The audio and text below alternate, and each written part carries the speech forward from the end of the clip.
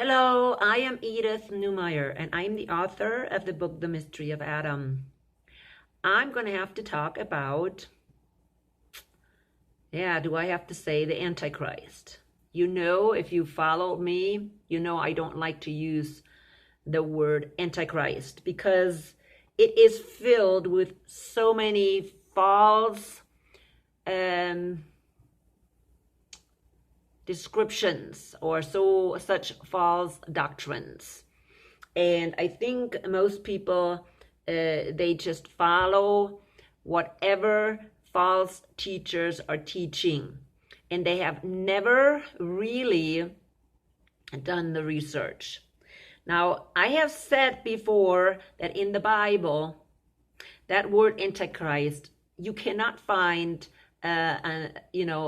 only in John's letters. It's only time.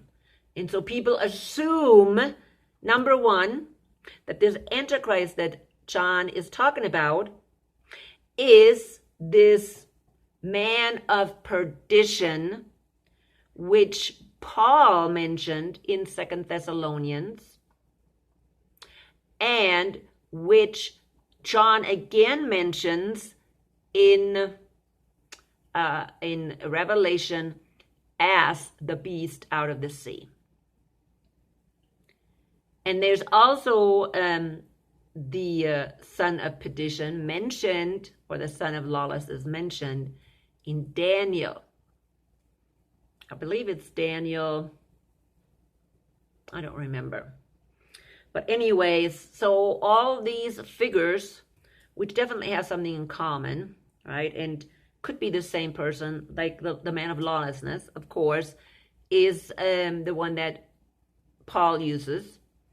And Daniel uses the same name.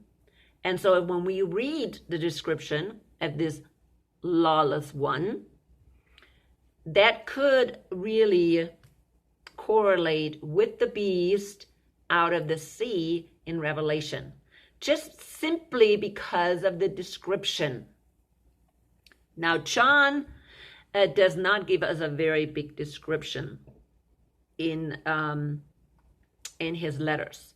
Anybody can be an Antichrist who is against Jesus, who is not believing that Jesus Christ is God in the flesh. So anybody who believes that Jesus Christ is not God in the flesh, who is an Antichrist. Okay, simple as that. Now the question is, why in the world have we attached such a significance on this word Antichrist, which Paul did not use, which Daniel did not use, which nobody in the Old Testament used, and not even John himself used it in Revelation when he talked about the end times, or the prophecy about the end times. But it seems people put so much weight on this Antichrist. Now, this Antichrist, again, I said, is not even described in John very well as this end time ruler and whatever. It's an assumption that this Antichrist that John was talking about in his letters is the same person. But really, it cannot be proven. Okay? Cannot be proven. So for me, it is better to talk about the man of lawlessness, or son of perdition, rather than Antichrist. I think it's even okay to talk about the beast out of the sea. Okay? I definitely can see similarities between the beast of the sea and the man of lawlessness in Daniel. And it looks like the description of Daniel fits very well the beast out of the sea. And I believe, of course, John was familiar with that term. John knew about Daniel. There's no doubt. Okay, he was a Jew. He knew. So did Paul. Paul knew about Daniel's prophecy, and specifically writing about this end times ruler, which we don't even know if it was just one person or if it was a system, because we know that the beast is a system. Okay, it's not one man, it's a system. This beast out of the sea had control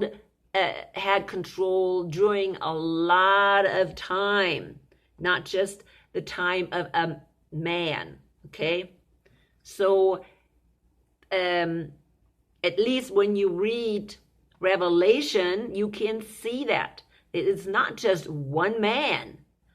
Even the person that sits on top of the beast, the whore on top of the beast, is not one person. Okay, it is a corporate.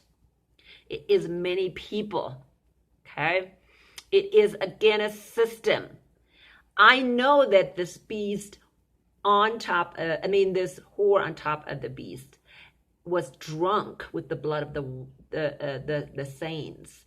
So if I think who was drunk with the blood of the saints, no, I don't think it was the Jews or the Judaism between the time of Jesus' death and the 70 years of the destruction of the temple. No, the Jews did not kill a lot of Christians. I am sorry to say that. So who killed a lot of Christians? Who was drunk with the blood of the Christians? That was only the Roman Catholic Church, who had power. Okay, who had power for a long time. Now we had the Roman Empire in between. And even during the Roman Empire, we can actually say that this beast, the Roman Empire, because that's a beast too, was drunk with the blood of the saints. But far more Christians were killed under papacy than even the Roman Empire. Okay, that's just the way it is. So this whore on top is a woman, and a woman is always, or a woman always symbolizes a church. Okay, we know that from the Bible, that the true church is a woman, and she is the bride of Christ. So there's also a fake church, and that fake church is also a woman. But it's a fake woman, and it's a woman that has whored around with all the rulers of the world, and that's why she's a whore. And this whore is also a church, a fake church, and that's why I am saying it is the Roman Catholic Church who sits on that beast. In the past, I made a strong connection between the beast, of course, and papacy. But since you cannot disconnect really the rider from the beast, because the beast does everything the rider does. So you can really see that the whole thing, the beast and the whore, is one system. And I can't just therefore say the beast out of the sea, is really papacy. Even though it is more than papacy, it could more or likely be referred to the Holy Roman Empire. But the Holy Roman Empire, which came out of the Roman Empire, really was not in charge. It was the popes who were in charge, who sat on that beast and rode the beast. Okay? They determined, the whore on top determined what would happen, who would be a ruler, who would receive the land, or who would become an emperor.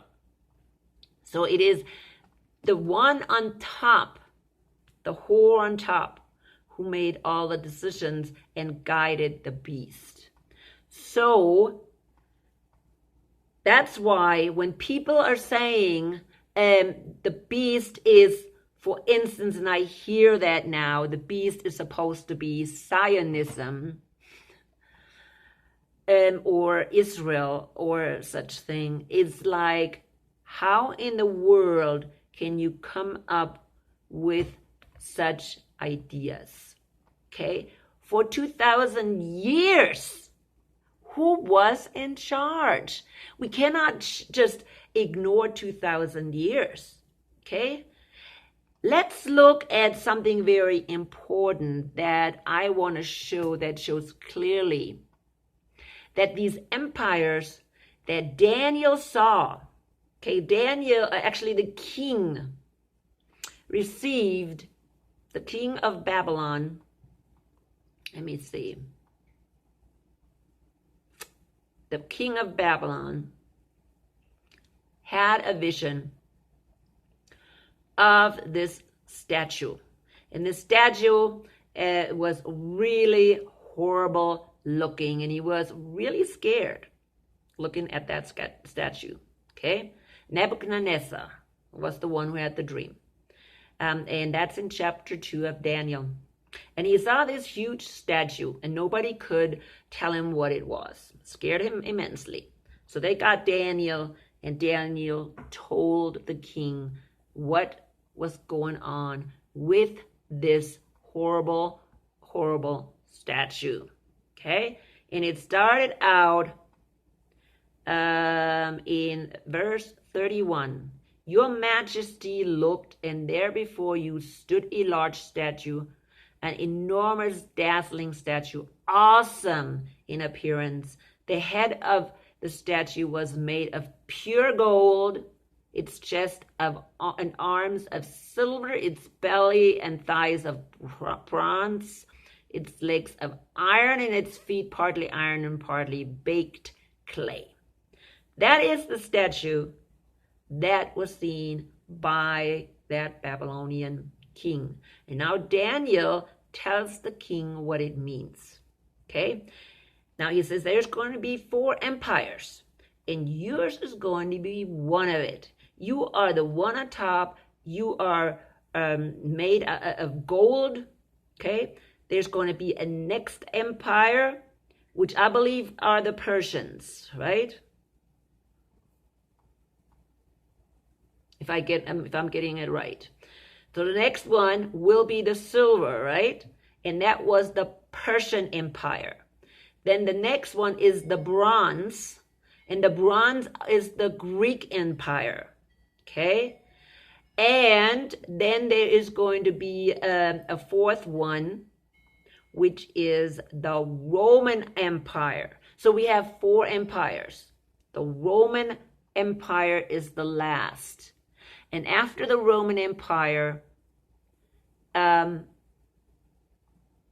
Jesus will smite the foot of the whole statue. Okay? And the whole statue will fall. So in Daniel, we see really, we say it's 4 empires, but really there's really 5.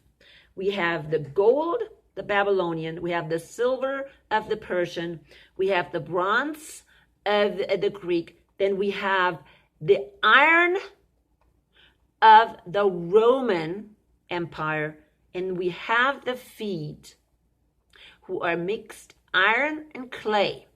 So in other words, they have part Romanness in them. Okay? So they come directly out of the Roman Empire. All right? So in a sense, you can say they're almost like a part of the Roman Empire. But they are not completely Roman Empire. They are mixed with clay. Okay? So people have to think, what is this? We know the rest. Iron is a form of strength, and Rome was extremely strong. And when Rome fell, something really bad happened. Rome mixed with papacy, okay, or religion. Rome mixed with religion. When Rome fell, the popes tried to keep the Roman Empire alive. And they used the European countries to keep this Roman Empire alive. And they kept it from dying completely.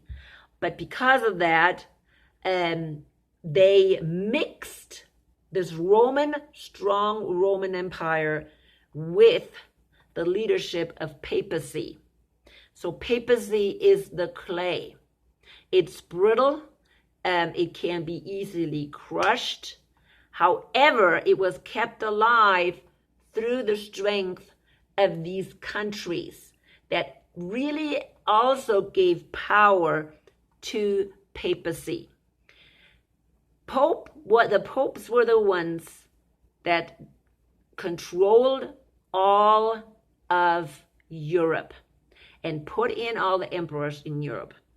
All the countries in Europe, they were called the Holy Roman Empire, all the way to Hitler. Hitler tried to revive this Holy Roman Empire, but it didn't. It didn't go through. Okay, it was crushed. It was crushed. It was crushed because something else had to get in place of it. But let's go back again before we get there. So the popes ran everything, even though there were emperors in Europe, like the Emperor of Austria, the Emperor of Germany, and way before that, of course, it was even the Emperor of Germany and France together, and that guy was called Karl the Great, or Charlemagne. Okay, that's the French name, and we always still kind of fight over it, whether he was French or German. It was a mixture because the whole Europe was together, but it split apart. But the Pope kept things together because that was his goal. He wanted to keep control, and he controlled everything. He put emperors in place. If the emperors would not do as the Pope says, they would not have a chance. It was a very corrupt system. Very, very, very corrupt. But this Holy Roman Empire came out of Rome. It was keeping Rome alive. Okay, it was like an artificial life system for this Rome, which was what? The iron legs, right? The iron legs. So these iron legs continued in the feet, but they were mixed with the clay, which was the papacy. And so they didn't do very well. There was constant upheaval, and it was just pretty terrible. But nevertheless, there was somebody on top of that empire that kept it together, which is, of course, papacy. And that's what we see in that beast that came out of the sea.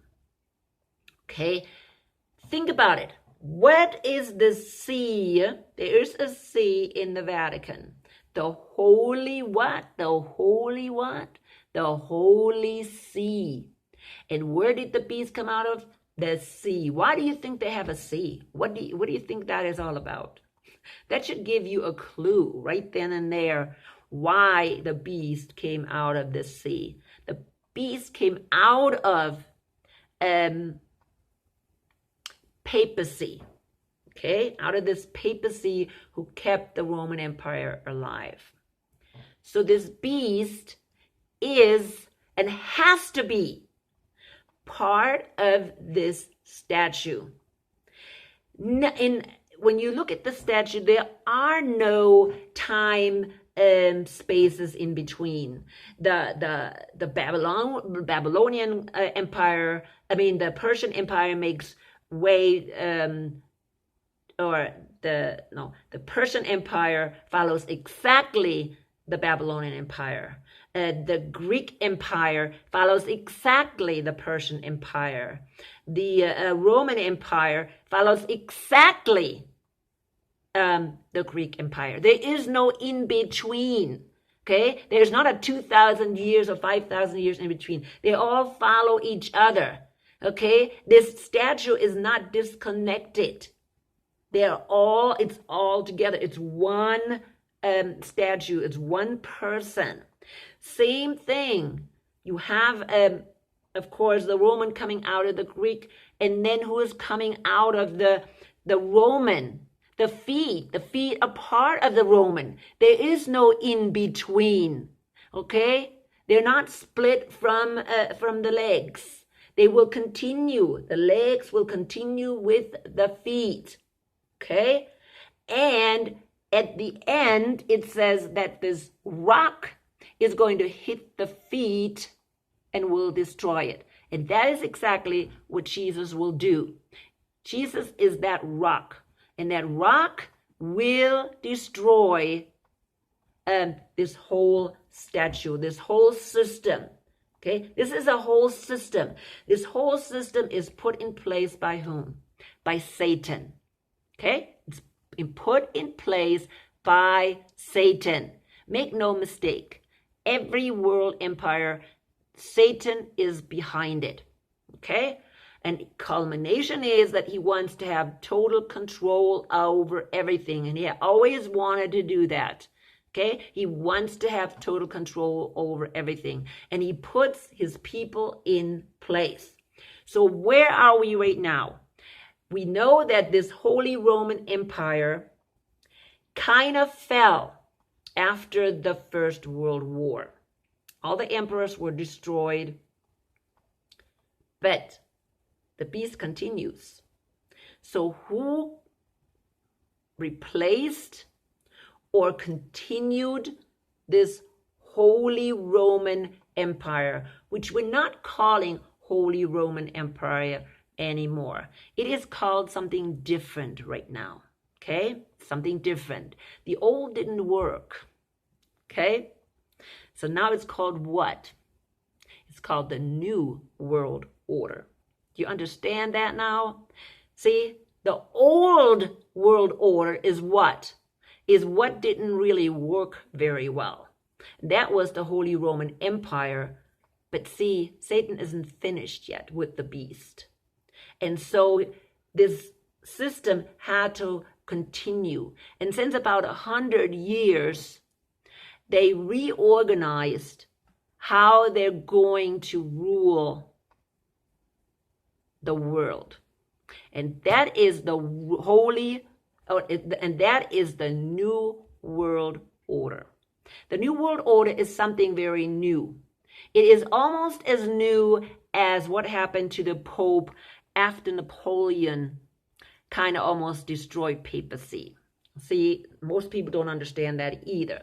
That papacy was almost destroyed by Napoleon, but the Pope was allowed again to continue in the Vatican.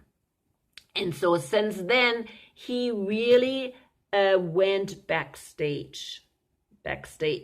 So it doesn't look as much anymore like he is in control, even though he is. And the beast did the same thing. The beast kind of went underground.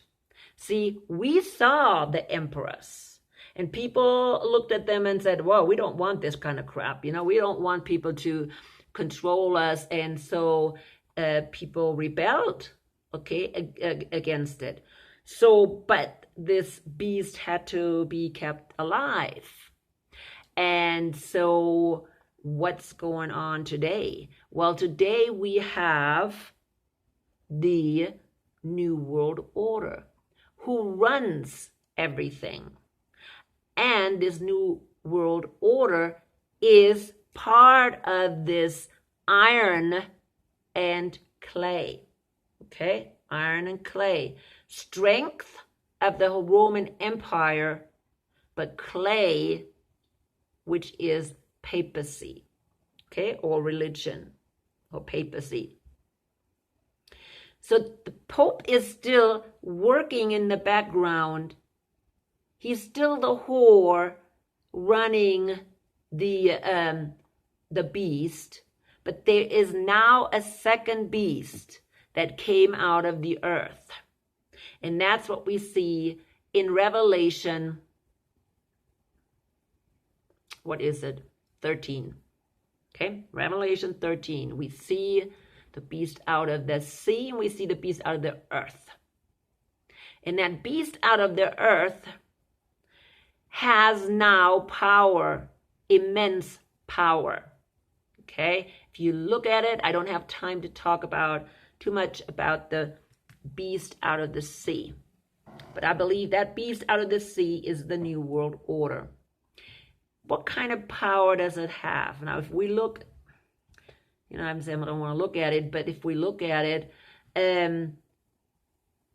he can make a lot of signs, okay, like bringing fire down from heaven.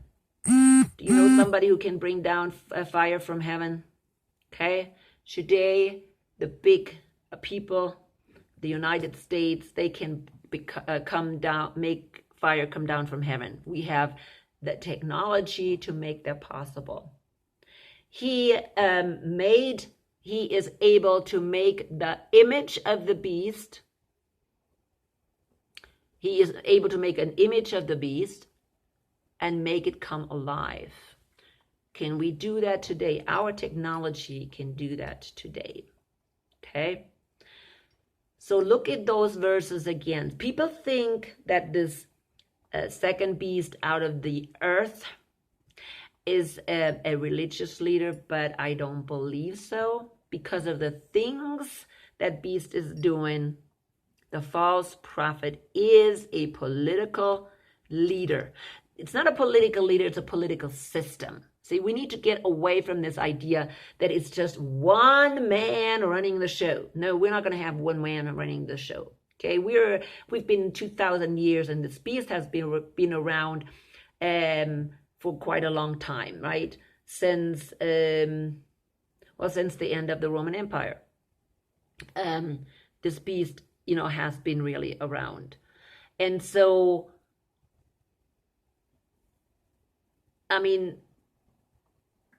we cannot wait for somebody else to come at the end, one world leader, and do all the things that have already been done and all the things that this beast is supposed to be doing. We don't. We are coming up to the wrath of God. Sorry, people, to tell you that.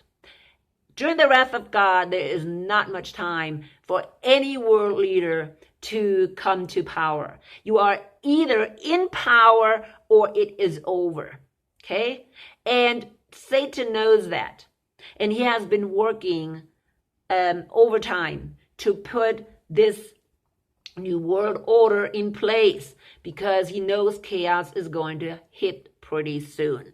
And if he doesn't have something in place by that time, that everybody is controlled, he will lose control of all these people. Okay?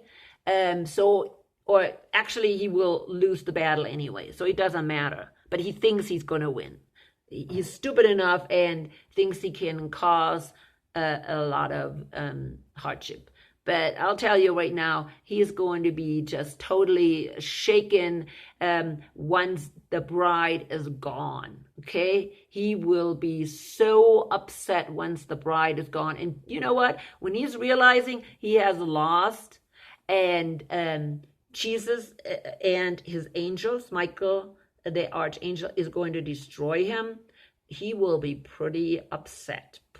And by that time, he needs to have his new world order in place, which he is already doing. It is in place, period. Okay? Yeah, he is using Trump. Yeah, he is using Kushner.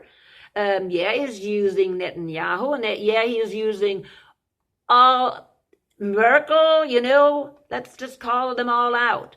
All the European rulers. How about, what's the guy's name, the French guy? Oh my goodness, is he using the French? Oh yeah, he's using the French guy. Are those the Antichrist? Of course not. They're just little minions. They're just all minions that Satan is using to bring about his new world order. He already has it. It's already in place, people. There's nothing you can do. Go out and vote and see how much power you have to vote for anybody. We didn't have any power to vote for any of our presidents, okay? We just don't have the power.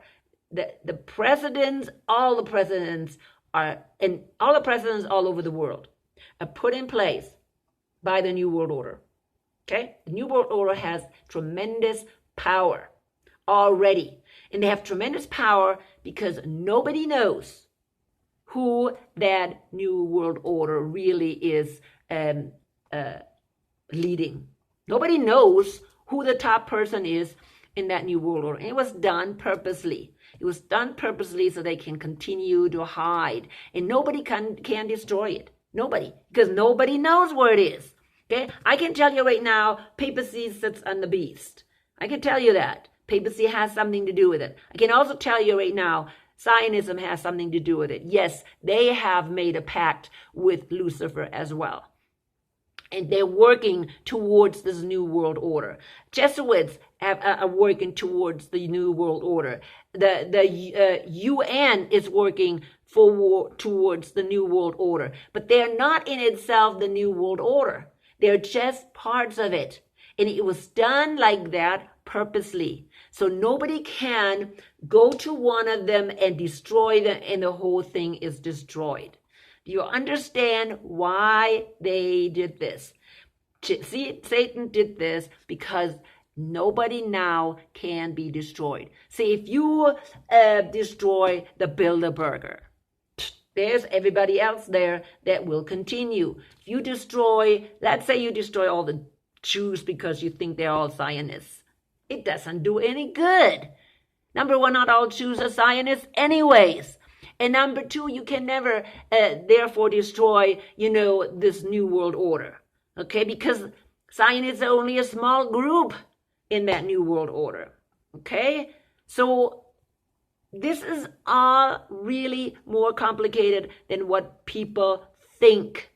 But if we don't start waking up, okay, if we don't start waking up, we are going to be deceived more and more, because one little lie that I believe will lead to another lie that I'm going to believe, to another lie and another lie and another lie. Eventually, I will be so deceived that I cannot see the truth anymore.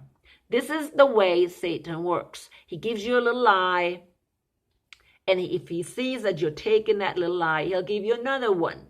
If you take that one, oh my goodness, he will overwhelm you, and by that time, you lost the ability to listen to the Holy Spirit. And that's how things work. And that's why things are so bad when people continue to listen to these false teachers. I wanted to say prophets, but they're not prophets. They're false prophets, of course. And there's plenty of them out there. They will tell you stupid things, but they can never, ever prove it through the Bible. What I have told you right now, I can show you in the Bible. You can find it in the Bible. Look at Daniel. Look at Daniel's statue. Look at Revelation 13. You can find these things. Look at history. Look at history. Okay? Look at who came, when, what. The Roman Empire is not even finished right now. Okay? It is still, the foot is still part of the Roman Empire. I kind of see it as a separate part. Okay? but the feet are part of the leg, I guess. So, but you can see it separately and say, okay, the foot is different than the leg. You can do it whatever you want. I don't know what kind of translation I have here. Let me see, I need to look. I have the New International Version, and it says the 4 empires. I don't know if he says that. I think he said 4 empires even in there, if I was not mistaken. I saw 4 empires, okay? So we are still really in the Roman Empire because papacy is trying to keep the Roman Empire alive. But make no mistakes, it has nothing to do with Israel today or Zionism. They are only a part of this whole thing, okay? They're only a part. They were used. Same with Judaism. Judaism was used, people, okay? I'm sorry about that because I don't want that for the Jews to happen, okay? I don't want anybody to be misled. But Judaism is today being used to deceive not only the Jews but also the many Christians, and that's just the way it is. But I'm going to come to an end, and please let the Holy Spirit guide you. If you have any questions, put them in the comments section.